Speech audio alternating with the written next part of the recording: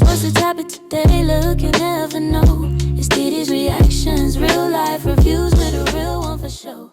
What's up, YouTube? It's your girl DeeDee. Welcome and welcome back to the channel. So I am back with another reaction video for you guys. Listen, before we hop into the video, make sure you are subscribed to the channel if you like the content, share and like the video, and turn on your notification bell to be notified when I upload new content. All right. So we're gonna hop into the video, you guys. I have a Corey Holcomb reaction for you. Shout out to Corey Holcomb. Corey Holcomb tells the truth about the nature of modern women in this clip, and he also brings up Kendra G, which I want to point out something else as it relates to Kendra G as well, and something she recently posted, and I want to post that as well, and I want to get y'all thoughts on it. So make sure you chime in the comments below. I want to hear your thoughts on this one. If you're new to the channel and you like the content, go ahead and hit that subscribe button. It is free to subscribe. Also share and like the content as well. All right. So let's go ahead and get into what Corey had to say. Here we go. So we don't have to guess, even though people will be like, oh, he talk about women. But I'm talking about whoever, if the shoe fits, male or female, I'm talking about you. Lace it up tightly. Is your beauty a gift or a curse? And if it is a gift, what do you have to show for it? Good question, by the way. I'm finna expound Break on it what down. I said. Okay, good. Is your beauty a gift or a curse? And if it is a gift, what do you have to show for it? Because there are just too many people talking shit about humanity that have been ran through and ain't got nothing to show for it. I'm talking about, I have women with the audacity to talk to me like I'm scum on this internet. That's crazy. But we just saw that big ass sign with the Chicago theater sold out. So I got something to show for what I'm doing. What do you have to show for all the you done gave out? How many times have you laid on your back and you want to talk crazy about somebody who has found a way to do something in this world? Yeah, but see, Corey, your beauty is a... But Corey, I think the thing is, some of these women they see that as a flex. That's the problem. A lot of these modern women, as we call them, they see being able to have the freedom and their own autonomy to do whatever it is that they want to do as a flex. They see being a 304 as a flex. So it's not an insult to a lot of these women when you say, oh, what have you been doing laying on your back for years? What do you have to show for it? They see that as a flex, that can't no man control them. Can't no man tell them what to do. So it's a flex somehow in their minds, like, oh, I'm free to do what I want. Nobody can tell me, and I'm happy about it, and this and that. Some of these women see that as a flex. They think that that's an accomplishment. They really do. But it's an accomplishment that they're still not proud of. They're still not proud. They're proud of the fact that they can make their own decisions and have their own autonomy. But at the same time, it's not really yielding them real happiness. They're really not happy with that. Because it's like, I guess you would call it fake accomplishments. It's a false narrative. Like society has hyped them up, and feminism and all of this has made these women feel empowered, which is a fake assumed power that makes them feel like they're in control, because women want to be in control and feel like they have control. So to me, in my opinion, I just think it's a false sense of control that they have, and it makes them feel empowered, which in actuality, they've removed the only power that they've ever had by making themselves 304s. The only power that you could hold on to and brag about and feel good about was preserving your body, was keeping your body and saving yourself for marriage, for a man that is worth it. That's the very thing that they're giving away. The very leverage and the very thing that they could feel proud about is the thing that they're empowered to give away. They're empowered to have trains ran on them. They're empowered to have all these different men run through them. It's a good feeling. I'll never forget, there was a video of a woman who literally said she felt empowered to have had a train ran on her, that she felt good about it, that she's an empowered woman, and not even realize that that is a trick to set her up for failure. They don't realize that that is a trick. And men will allow you to think, allow you to think that you have this perceived power to get what it is that they want for you. Yes, yeah, girl, yes, ma'am. You empowered woman. You could do whatever you want. You could sleep whoever you want. Now just sleep with me. That's what they saying. You feel empowered to do that. Just give me some. That's all I want, and I don't want nothing more. They don't realize that they fell for the okie doke. It's a okie doke. It's a trick bag. You done got tricked out of the power that you had to believe this false narrative of power, so that you could be out here stuck like Chuck, looking stupid on the streets, thinking that you it's good being a 304. So when you ask the question, what do you have to show for your beauty and all of this, and all you can say is you've been ran through by hundreds and thousands of men? That's it. There's no, and the thing that will give you some leverage, or would give you something of an accomplishment, or something that you've accomplished, would be, in my opinion, is having a stable family, a man that loves you, which would be your husband, and a family that you guys have built together, and a life that you built together. As much as they try to minimize that and try to make you think that that's nothing, that is everything. That is why it is used in the Black community to destroy the community, because other races of people understand the importance of family, the family structure, and that's why they have it. And this is why we're behind with that, because a lot of our women have bought into this narrative that, oh, it ain't nothing to have a husband and a family. What is that? That's not a big deal. But it is. It's everything. And while they have been led to believe that, oh, being a single independent woman is the key to happiness, is the key to success, and the key to riches and fame, they're realizing that it's not. That is quite the opposite. That it's going to take you much longer to gain success completely by yourself and maintain it. Just because you're able to make a little money for a short period of time does not mean that you're going to be successful for the rest of your life, because you're doing it by yourselves, which makes it takes longer, and it's harder trying to maintain and raise your kids that you've already created with Pookies and Ray Rays by yourself, as opposed to you having a family structure with a man, a husband, and a wife, and building together. You guys are trying to do it by yourself, and you thinking that you're winning, when in actuality you're not. Let's continue. Curse, ain't it? Your beauty caused you to be ravaged and ran through because you're beautiful. It's a curse. If you're sitting up here 40 plus on E, your beauty is a curse. What did you do with it? What stories do you have to be proud of your lay on your backology? None. Damn. What do you, tell me something you're proud of that you used your beauty to capture. How do you face yourself if you have beauty? Now I can see an ugly bitch talking shit. Let me tell you something about men. Men, we be like, we get it. Is the main thing that you got from your beauty? Watch this. You ready for this? What you got for your beauty, for the most part, is it ill-gotten gains? Is it ill-gotten gains? Where the system assisted you in robbing somebody from their works? Is that? He said that. I'm just trying to figure it out. Because I be watching on the internet when people be talking about, man, I ain't no 50-50 on bills and all this whatever they got to say about whatever. And it seems like first of all, this sister Kendra G got a show. She has the Degenerates of the Nation on her show. I don't know who is she. I don't know who. Yeah, I don't either. Kendra G is a girl who basically started doing what the dude they call the Godfather used to do. What's the brother name? Kevin Samuels Thanks, used to have a show. We've seen a whole bunch of variations of his show.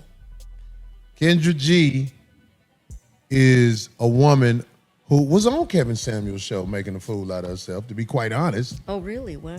He was trying to talk to her and give her the game. She rejected all of it, and now she's doing his show. When it comes to marriage. Now, before we move on, this was something Kendra recently was talking about. And I wanted to play this part because I think it's interesting, where she was talking about, people, I guess, giving her pushback about speaking on marriage. And she's going to tell you why she feels that she's, can speak on marriage. She's telling you why. But I thought this was interesting to play because, people were talking about this and there are different opinions on it. But I want to play what she had to say and I'll give my thoughts on it. Let's continue. I 1000% feel very confident talking about marriage. And I know a lot about marriage. And I don't have to be married in order to know about marriage. I don't. Okay? That's like, and it only happens, and I say this all the time. I've been a journalist for over 20 years. And before this space, I only interviewed celebrities, singers. Now wait, let me stop there. In order for you to talk about successful marriages, yes, you have to have been married. I'm sorry. You could you can have an opinion on marriage and all kinds of things. Yes, sure. But you can speak on it. Sure. Yeah, she can have an opinion. We all can have an opinion. We all have opinions about things. And all of our opinions aren't based on things that we've experienced. But if you're talking about successful marriages of people who are married, still married, and successful at it, you can't really give a lot of advice on it because you have not been there. And people get it misconstrued. If you see what you deem successful marriages from the outside looking in or horrible marriages from the outside looking in, that still does not give you a license to be able to comfortably, in totality, talk about marriage as if you understand it fully. That's just my thoughts on it. Let's continue. Actors. No one ever said, you don't got a Grammy. How can you interview a person? You don't have an Oscar. It never came up. But all of a sudden, when I started talking to single people, and the reason I can tell you about marriage is because I'm a journalist. I've collected data. I can absolutely tell you the individuals who want to get married and who the individuals who are playing with marriage. Is there still pressure for you and Chrissy to get officially married? No. You married? I'm not married. Your mama married? My mother wasn't married either. All right, then. So that should answer your question. Why you worried about me getting married? I knew you was gonna come with it, Jim. I knew you was gonna come with it, but as a female, I still had to ask the question. You're talking to me about something that you haven't fulfilled or your mama hasn't fulfilled. So you should be worried about what's going on in my house. You should try to figure out what's going on in yours. Okay, but as a fan watching the relationship on television, that is something that fans, we always kind of have that question. As a fan, you fans need to turn around and see if your mama's married or if your father's married. That's what you fans need to do. And if that's not going on in your household, you fans shouldn't ask me any questions. You dig? I'm only letting people that has grown up in a household that's married, mother and father, and if you are in a marriage. If you're not in a marriage or your parents haven't been married, you're not allowed to ask me that question no more. I like how that is. I'm keeping that one from here on in for all interviews. And listen, I'm glad he told that. I remember when this happened, I thought it made perfect sense. And shout out to him for saying that, because I think it makes sense. It's like I say, you wouldn't just ask, trust somebody who just says they're a therapist or says that they are a doctor or a police officer. They just say, you want to trust that they have the experience and they are who they say they are, and that's what they can do, help you. Everybody, because an opinion is just an opinion. There's no factual evidence behind it of proven success or anything. It's just your opinion. And I just think, you have to have the experience that you're trying to tell other people that they can get, or telling them something that they need to do in order to get to a certain point when you yourself are not able to do it. So you haven't mastered it. So how can you tell anybody else about it? I say this all the time. An opinion, yes, it's just an opinion. But you don't really you don't really know how to get what you're telling everybody else about. So I don't see how, why people are so comfortable in doing so when they've never been married, they don't have kids, none of that, but they'll be the main ones telling you about kids and telling you about how the marriage should go and what it should be done. And a lot of times that a lot of the things that they tell you is off base. And the people who are married could tell you it's off base because, like I said, the majority of married couples who've been married 10, 15, 20, 30 years or more all have something in common. Whether their marriages are different or similar, they all have the core base values that keep them together. And people who are not married don't understand that. They're still struggling with short-term relationships. They still struggling in trying to figure out how to get a man and keep one, or try to get a woman and how y'all get them to stay. How do y'all stay married? People are still trying to figure out relationships itself. They don't even get to the marriage part because the relationship is over before they even get to that part. They don't even know how to do that. So yeah, let's continue. I'm not lying. And the women that come on this show is the truest proof of degeneracy in this country you will ever see.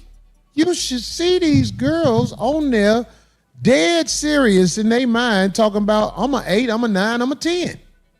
Mm-hmm. And they come on the show, they get a plethora of children and baby daddy leakage from their body, and they want the world. Ooh, tell it. They want the whole world. They want you to be making at least $90,000 a year. I'm talking about, these are degenerates who getting airtime. They said she's even getting tired of them, the people she has on her show. Somebody just said that.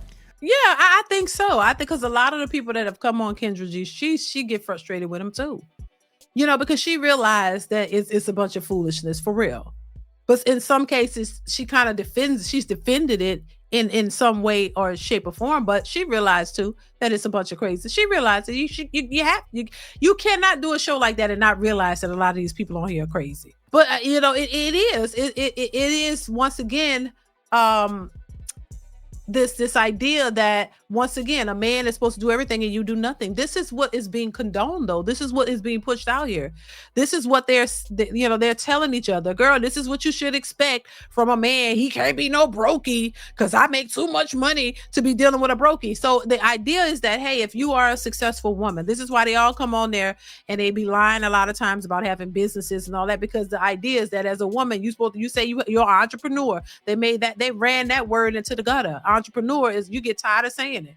All of them were entrepreneurs, making 6 figures. Let them tell it. They own their own businesses. Some of them 2 businesses, and they need a man to match what they make because they make their own and they do well for themselves. And they need him to come in and make all this $100,000 a year and all of this to match and take care of them and their kids, because that's what the idea that's being pushed. And you hear even women like Kendra G, who is, she seems to do well. She's successful in her own right, as she, clearly lets everybody know that she's worked too hard and she's made good money or whatever. She boasts about it and that, basically no man could come in and tell her, and so a lot of women think that way. So when your accolades and your money is at the forefront of dating, then this is why you're going to struggle, because men don't put their accolades and what they make at the forefront. They don't have to do that. But when women make money or when women become successful, they going to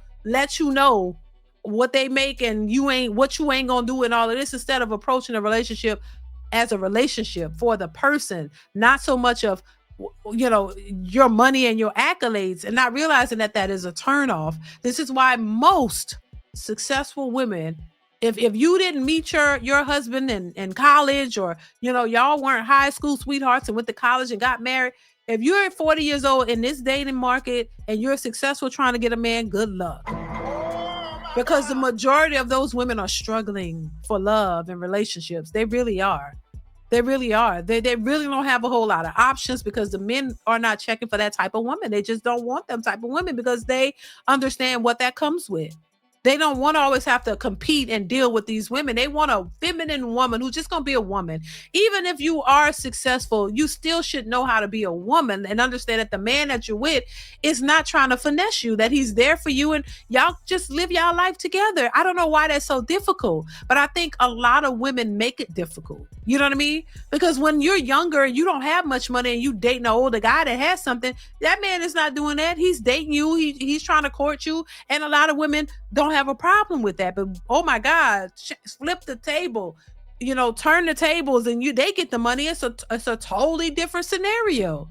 And so, and they become the men that they want is what the narrative is, that you become the man that you've always dreamt of. So now you're the man that you've dreamt of. No, ain't no man gonna be attracted to another man unless he's shooting for the same team. And if he's not, he don't want it. That's just what it is. So I just don't buy the narrative that you have to be this masculine type of woman just because you're successful. But listen, let me know what you think. Do you agree? Do you disagree? What do you think about Jim Jones? What do you think about the whole Kendra G situation? What do you think about what Corey Holcomb had to say, which he pretty much focused on? Listen, what do you have to show, for being out here in the streets, for busting it open in the streets? What do you have to show for it? Because you just being ran through, it's not a flex, and that's not enough. That is not something that you would even want to, bring up, because it is not the flex you think it is. It is not, something to admire or something to brag about, that you've been ran through, that you're a hoe in the streets. I don't think most people look at that as a flex, and most men for sure are not going to look at that and be like, oh, that's your accomplishments. Oh, well done. Who's going to say that? So good question he brought up. Let me know y'all thoughts. Comment, like, subscribe, hit that bell. Y'all know what it is. And I'll catch you in the next one. Bye.